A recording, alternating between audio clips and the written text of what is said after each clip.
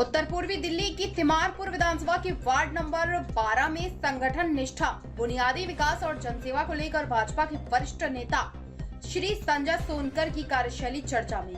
स्थानीय लोगों के अनुसार वे क्षेत्र की छोटी बड़ी समस्याओं के समाधान और विकास कार्यों को लेकर लगातार सक्रिय रहते हैं। समर्थकों का कहना है कि सफाई व्यवस्था, गलियों और नालियों के रखरखाव, स्ट्रीट लाइटों की मरम्मत और पेयजल जैसी मूलभूत सुविधाओं को बेहतर बनाने के लिए संजय सोनकर लगातार प्रशासन के साथ समन्वय करते हैं। साथ ही लोगों की समस्याओं को प्राथमिकता के आधार पर सुनकर उनके समाधान का प्रयास करते हैं। सामाजिक कार्यों में भी उनकी सक्रिय भूमिका बताई जाती है। समर्थकों के मुताबिक जरूरतमंद परिवारों की सहायता और जनता के बीच लगातार मौजूद रहना उनकी पहचान बन चुका है। स्थानीय लोगों का मानना है कि उनकी सादगी, सक्रियता और जनसेवा के प्रति समर्पण वार्ड नंबर 12 में उन्हें एक भरोसेमंद जनप्रतिनिधि के रूप में स्थापित करता है। तीमारपुर के इस बदलते स्वरूप, क्षेत्रीय विकास और हर जमीनी हकीकत पर आप देख रहे हैं एबीपी न्यूज की ग्राउंड रिपोर्ट शाहिद वसीम खान के साथ, नई दिल्ली।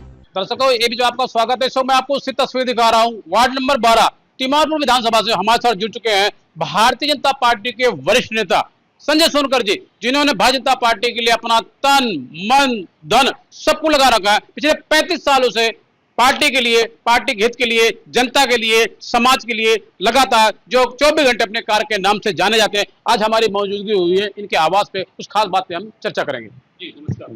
जय श्री राम। सोनकर जी, स्वागत आपका एबी चैनल में। इस समय लाखों, हजारों, करोड़ों दर्शक आपको देख रहे हैं। आपने भारतीय जनता पार्टी के लिए अपना तन, मन, धन सबको लगा रखा पिछले 35 सालों से, और लगातार आप जनता के लिए, समाज के लिए लगातार 24 घंटे अपने कार्य के नाम से जाने जाते हैं। कैसे संभव हो पाया? मेरा सवाल। जब कॉलेज में पहुंचे ना 1990 में, तभी से शौक लगा कि समाज के लिए कुछ करना है। कॉलेज टाइम में भी खूब काम किया। एबीवीपी से जुड़े उस समय 1990 में, पहले ही साल में जुड़ गए थे। तब से सीखा कि संगठन क्या चीज़ है और संगठन में रह के सेवा कैसे करनी है। धीरे धीरे सेवा के प्रति दिल ज़्यादा जुड़ा। भारतीय जनता पार्टी में तो सदा ही रहे, पर सेवा की जो रास्ता होता है ना, उस तरफ ज़्यादा चले। तो और धर्म के मार्ग पे शुरू से ही चल रहे हैं अपना, क्योंकि पहलवान आदमी है तो अखाड़े में रहते थे। बजरंगबली को बचपन से ही मानते हैं आप लोगों पर, तो इसलिए धर्म से तो सदा ही जुड़े हुए हैं। तो वही धार्मिक कार्य है, सामाजिक कार्य है, और पार्टी तो इधर है अपने, उसको रख के ही कार्य करते हैं सब।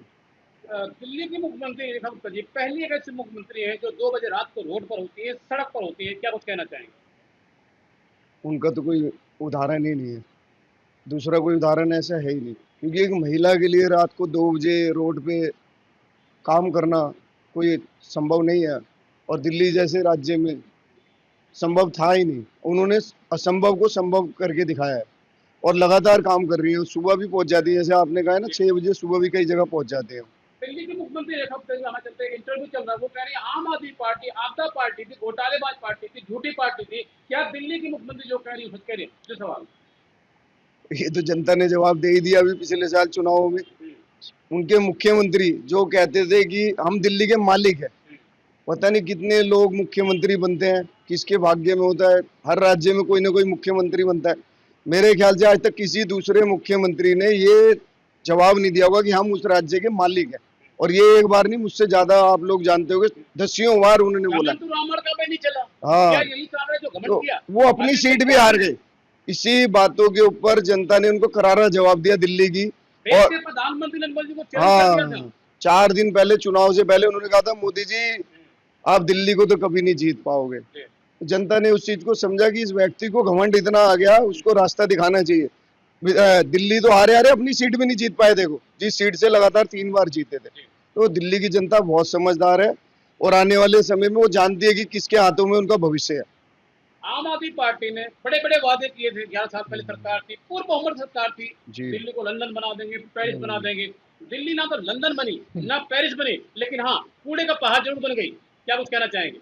अब आप देख लीजिए, लगा हर साल कहते थे केजरीवाल जी कि 2 साल का समय तो कूड़े के पहाड़ कम कर देंगे, और उसी बातों पे दिल्ली की जनता ने जिताया था।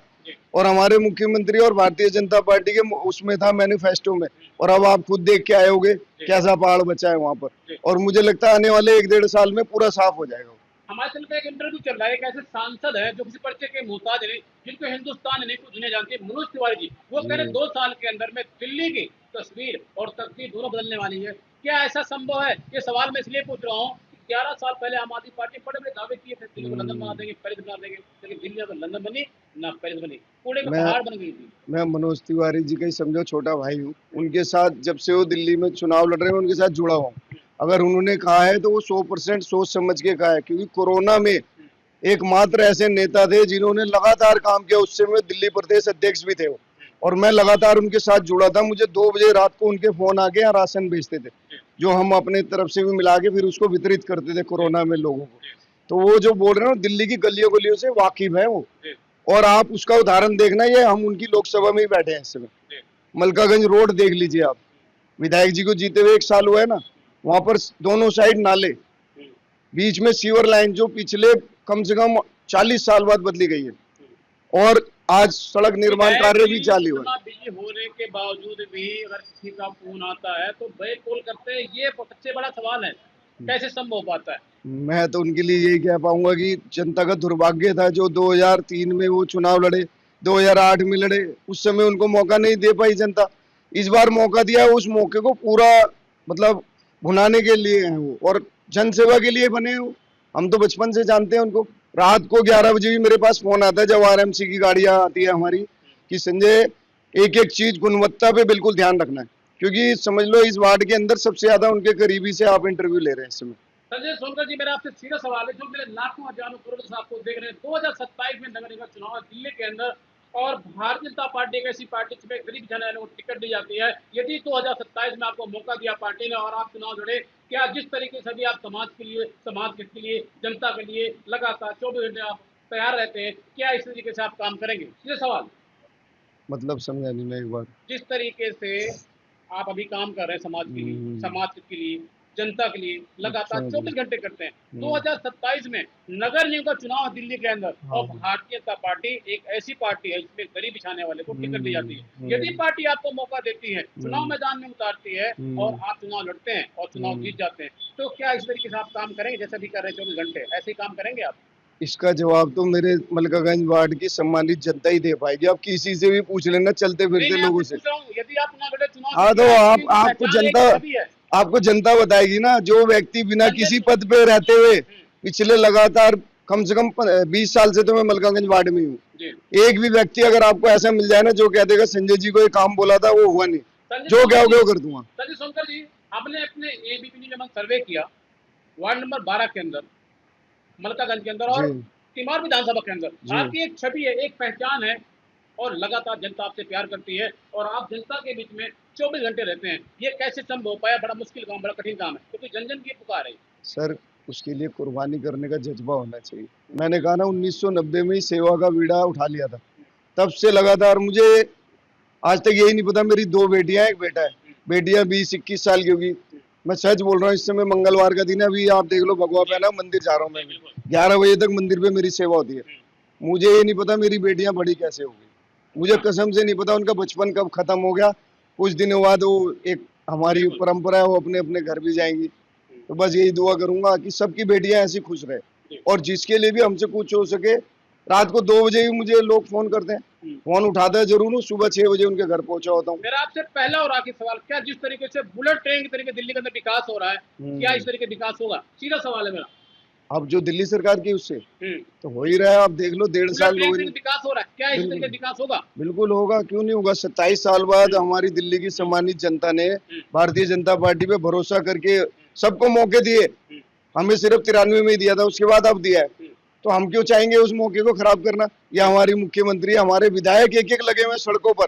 आप किसी भी विधायक का इंटरव्यू लेके देख लीजिए, हर जगह ऐसी काम हो रहे हैं। तो लगातार मैं आपको तस्वीर दिखा रहा हूं, हमारे साथ जुड़ चुके हैं भारतीय जनता पार्टी के वरिष्ठ नेता संजय सोनकर जी, जिन्होंने भारतीय जनता पार्टी के लिए पिछले 35 सालों से वार्ड नंबर 12 के अंदर, तिमार विधानसभा के अंदर एक मिसाल कायम है, जो जनता के बीच में रह के जनता के दुर्दर को कार्य करना ये अपना कर्तव्य समझते हैं। लगातार जनता के बीच में रहते हैं, जमीन पे रह के जनता के कार्य को करना ये अपना कर्तव्य समझते हैं।